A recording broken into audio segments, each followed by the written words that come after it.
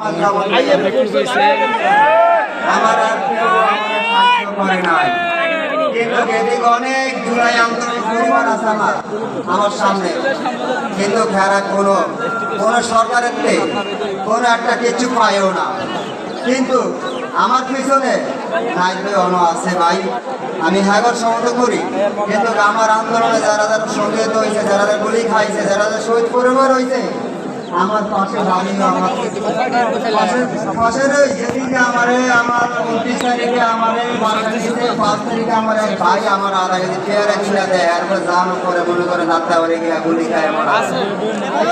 উনি শহীদ পরিবার হয়েছে,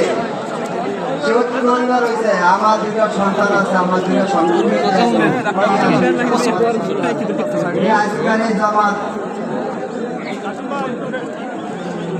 জামাত ভাই গেটের সবাই